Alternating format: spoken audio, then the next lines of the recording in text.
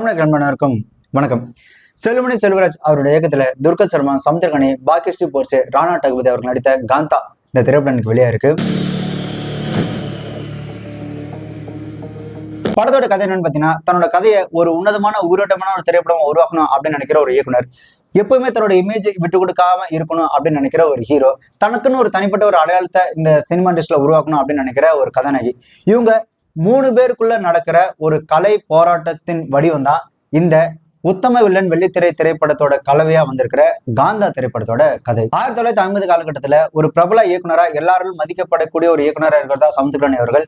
அவர் பார்த்து வளர்த்து விட்ட ஒரு ஹீரோ தான் துல்கர் சல்மான் அவர்கள். சோ அவர் வளர்ந்து ஒரு பெரிய ஆளானதுக்கு அப்புறம் அந்த இயக்குனர் தன்னோட தாயை மையப்படுத்தி சாந்தா அப்படின்னு ஒரு கதை ஒன்று எழுதுறாரு. அந்த கதையில தான் வளர்த்து விட்ட அந்த கதாநாயகனாகவும் தான் வளர்த்த ஒரு பெண் கதாநாயகியா நடிக்கணும் அப்படின்ற ஆர்வத்துல அந்த திரைப்படத்தை ஆரம்பிக்கிறாரு. ஆனா அந்த இயக்குனர் வளர்த்து விட்ட ஹீரோவான துல்கர் சல்மான் அவர்கள் ஒரு மிகப்பெரிய ஒரு சூப்பர் ஸ்டார் ரேஞ்சுக்கு வந்து நிக்கிறாரு. சோ என்னோட சூப்பர் ஸ்டார் அந்தஸ்துக்கு இப்போ இந்த சாந்தா திரைப்படத்துல நான் நடிச்சேன், இந்த கதையில நான் நடிச்சேன் அப்படின்னா அது என்னோட இமேஜை ரொம்பவே பாதிக்கும், அதை என் ஆடியன்ஸ் கண்டிப்பா ஏத்துக்க மாட்டாங்க, அதனால சீன்ஸை மாத்துங்க, கிளைமேக்ஸை மாத்துங்க அப்படின்னு தன்னை வளர்த்து விட்ட இயக்குனர்கிட்டயே ஏத்து நிற்கிறாரு ஹீரோவான துல்கர் சல்மான் அவர்கள்.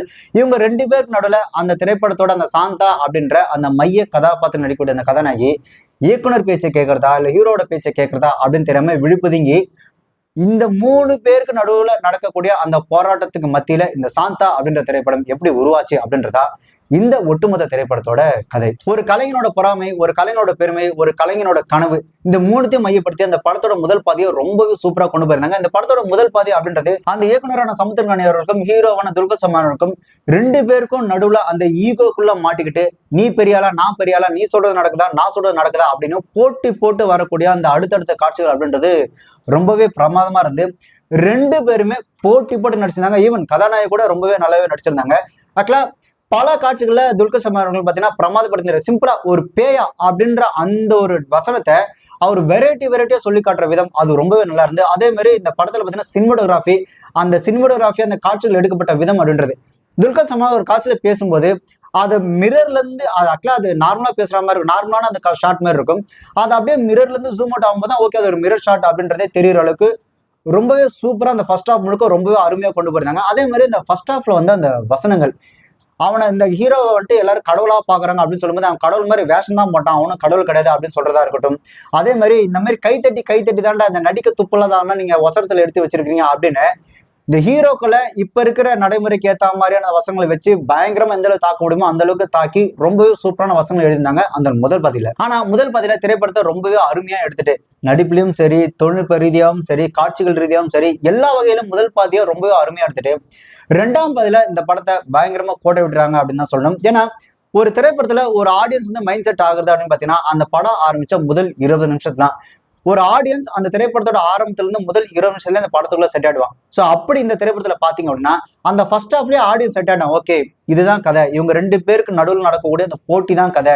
சோ இதை மீறி இந்த ஹீரோ எப்படி ஜெயிப்பாரு, அந்த ஹீரோவை ஆப்போசிட்டா இருக்கிற அந்த இயக்குனர் எப்படி ஜெயிப்பாரு, இந்த கதாநாயகி எப்படி தன்னை நிலைநிறுத்திக்க போறாங்க அப்படின்னு இதுதான் கதையா இருக்கும் அப்படின்னு ஆடியன்ஸ் வந்து ஒரு மைண்ட் செட்டோட திரைப்படத்தை பார்க்கும்போது செகண்ட் ஹாஃப்ல வந்துட்டு இல்ல இது கதை கிடையாது, இது வந்து வேற மாதிரியான கதை அப்படின்னு முதல் பதில ஒரு இயக்குனருக்கும் ஒரு ஹீரோவுக்கும் ஒரு கதாநாயகம் இருக்கக்கூடிய அந்த கலை போராட்டம் தான் கதைன்னு அப்படின்னு கொண்டு போயிட்டு செகண்ட் ஹாஃப்ல வந்து இல்ல இது ஒரு சஸ்பென்ஸ் த்ரில்லர் படத்துமா நாங்க கொண்டு போறோம் அப்படின்னு கொண்டு போய் ஆடியன்ஸை பயங்கரமா டிசப்பாயின்மெண்ட் பண்ணி விட்டாங்க. ஸோ ஃபர்ஸ்ட் ஹாஃப்ல ஒரு மைண்ட் செட்டோட இருந்த அந்த ஆடியன்ஸை செகண்ட் ஹாஃப்ல இது வந்து ஒரு சஸ்பென்ஸ் த்ரில்லர் ஸ்டோரி, ஒரு கிரைம் த்ரில்லர் ஸ்டோரி மாதிரி வலிய திணிச்சு ஆடியன்ஸ் வந்து இல்ல இதுதான் கதை, நீங்க வலுக்கட்டாயம் பார்த்து தான் ஆகணும் அப்படின்ற மாதிரி செகண்ட் ஹாஃப் கொண்டு போன விதம் அப்படின்றது ஒரு மிகப்பெரிய ஒரு டிசப்பாயின்மெண்ட் அப்படின்னு சொல்லணும். அதே மாதிரி ஃபர்ஸ்ட் ஹாஃப்ல பாத்தீங்கன்னா அந்த காட்சிகள் வந்து நிறைய வேரியேஷன் இருந்தது, வித்தியாசமான காட்சிகள், அதாவது விதவிதமான நடிப்புலையும் சரி காட்சிகளும் சரி நிறைய வேரியேஷன் இருந்து.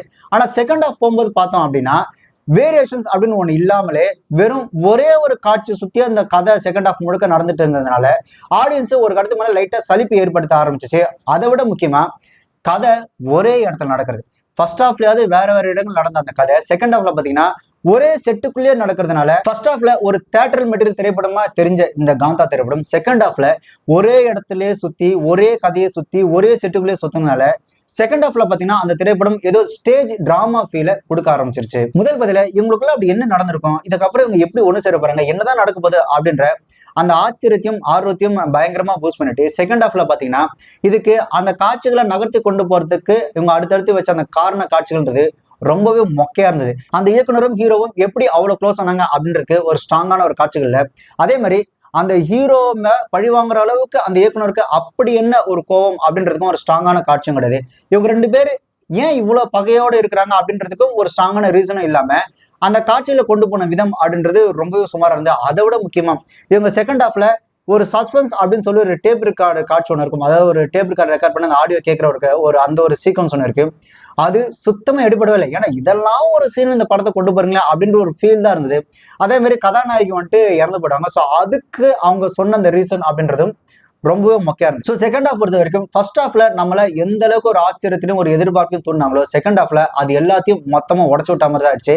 ஸோ செகண்ட் ஹாஃப்ல அந்த கதையை நகர நமக்கு வந்துட்டு ஐயோ என்ன ஆடுமோ அப்படின்ற பதட்டமும், இது எப்படி நடந்தது அப்படின்ற ஒரு பயமும் ஏதாவது ஒன்று இருக்கணும். ஆனா கதை போற போக்க பார்க்கும்போது நமக்கு ஒரு பயமோ பதட்டமோ எதுவுமே இல்லை. ஒரு கட்டத்துக்கு மேல எப்படா வீட்டுக்கு அனுப்புவீங்க அப்படின்ற ஒரு ஃபீல் வர ஆரம்பிச்சிருச்சு. ஆக்சுவலா இது ஒரு கலை போராட்டம் சார்ந்த ஒரு திரைப்படமா இருக்கிறதுனால அந்த திரைப்படத்துல ஒரு படம் எடுக்கிறாங்க இல்லையா, அந்த படத்தை எடுக்கக்கூடிய இயக்குனரா இருக்கட்டும் அல்ல அந்த ஹீரோவா இருக்கட்டும், யாரோ ஒருத்தர் நான் தான் ஒரு மிகச்சிறந்த ஒரு கலைஞன் இல்ல நான் தான் ஒரு மிகச்சிறந்த ஒரு இயக்குனர் அது மாதிரி இந்த திரைக்கதையை கொண்டு போயிட்டு யாரோ ஒருத்தர் கடைசியில வந்துட்டு இறந்து போற மாதிரி, ஆமா இவர் என்னதான் இறந்தாலும் இவர் வந்துட்டு ஒரு மிகச்சிறந்த இயக்குனர் தான், இவன் என்னதான் இருந்தாலும் இவன் ஒரு மகா கலைஞன் தான் அப்படின்ற மாதிரி அந்த கதையை கொண்டு போயிருந்தா உண்மையிலே படம் நல்லா இருந்திருக்கும். ஆனா இந்த திரைப்படத்துல இறக்கவும் செய்யறாங்க, ஆனா அவங்க கலைக்காக இறக்கல. ஆக்சுவலா இந்த மாதிரி ஒரு கலைப்படைப்பு அப்படின்னு ஒரு திரைப்படத்தை எடுக்கும்போது அந்த கலைக்காக, அது கலைன்னு கிடையாது, ஒரு குடும்பமா இருக்கட்டும் இல்ல அவங்க தேர்ந்தெடுத்த துறையா இருக்கட்டும் இல்ல கலைத்துறையா இருக்கட்டும், எதா இருந்தாலும் சரி அந்த கலைக்காக அந்த குடும்பத்துக்காக அவங்க தேர்ந்தெடுத்த அந்த துறைக்காக அவங்க என்ன சாக்ரிஃபைஸ் பண்ணாங்க அப்படின்றத பொறுத்துதான் அவங்க அந்த ஒரு விஷயத்துக்கு எவ்வளவு வேல்யூ கொடுக்குறாங்க அப்படின்னு ஒண்ணு இருக்கும். ஆனா இந்த திரைப்படத்துல கலைக்காக இந்த திரைப்படத்துல வந்து 3 பேருமே எந்த விதமான ஒரு சாக்ரிஃபைஸும் பண்ணாமலேயே இல்லை.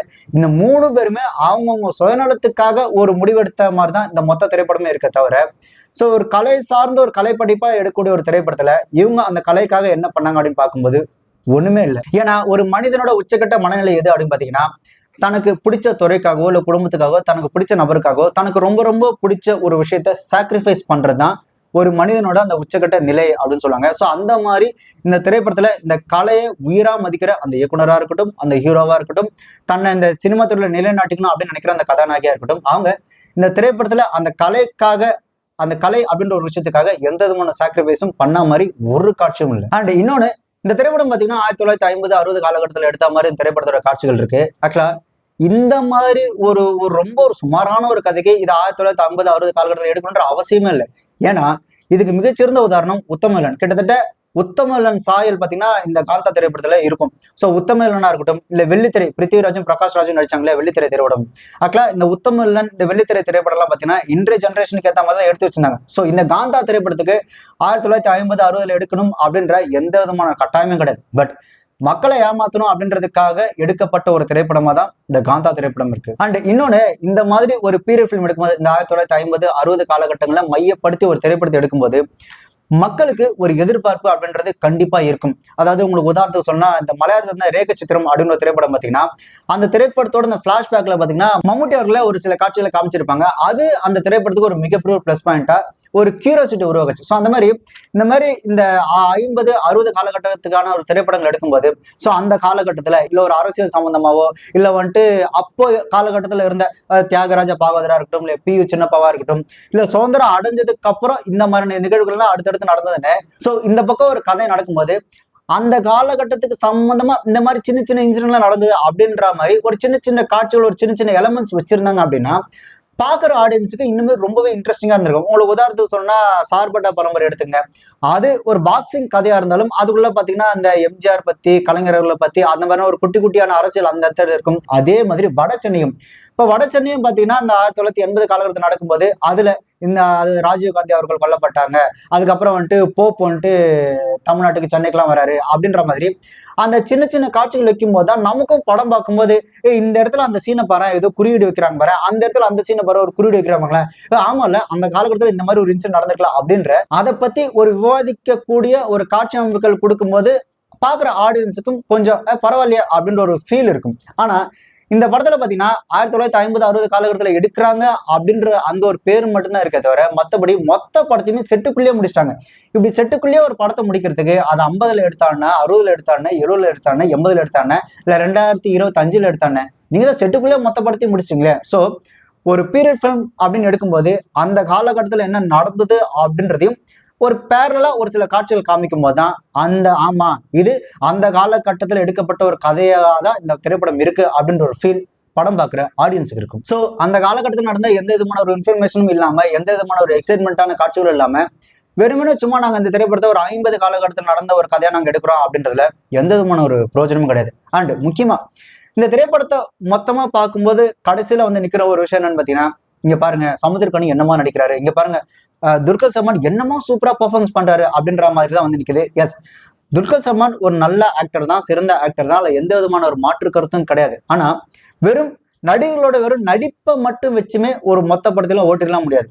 அந்த திரைக்கதைக்கு ஏத்த நடிப்பு இருந்தா மட்டும்தான் அந்த நடிப்பே செல்லுபடியாகும். இந்த படத்துல எப்படி இருக்குன்னா, இங்க பாருங்க துல்கர் சல்மான் நடிக்கிறாருன்னா ஆமா அவர் நடிக்கதான் செய்யறாரு. ஆனா திரைக்கதை இல்லை அப்படின்னும் போது அவர் என்னதான் முட்டி போது நடிச்சாலும் அது அந்த திரைப்படத்துக்கு பலன் அளிக்காது. அண்ட் மற்றபடி படத்துல பாத்தீங்கன்னா சினிமாட்டோகிராஃபி ரொம்ப நல்லா இருந்து, அதே மாதிரி சவுண்ட் ஒர்க் ரொம்பவே சூப்பரா இருந்து. முக்கியமா இந்த அந்த காலத்து திரைப்படம் மாதிரி காட்டக்கூடிய அந்த காட்சி அமைப்புகள் பாத்தீங்கன்னா அதுல வரக்கூடிய இந்த சவுண்ட், அந்த காலத்துல ஒரு சவுண்ட் ஒன்று இல்லையா, ஸோ அந்த சவுண்டை ரொம்பவே அழகா கொண்டு வந்தாங்க. அதே மாதிரி விஷுவலும் சரி ரொம்பவே நல்லா இருந்து. இந்த திரைப்படம் பாத்தீங்கன்னா டெக்னிக்கலா ரொம்பவே சூப்பரா இருந்து. பட் செகண்ட் ஹாஃப்ல அந்த ஸ்கிரீன் பிளே வைஸ் ரொம்ப ரொம்ப மோசம் அப்படின்னு சொல்லலாம். ஆனா அந்த முதல் பாதி அப்படின்றது ரொம்பவே நல்லா இருந்து.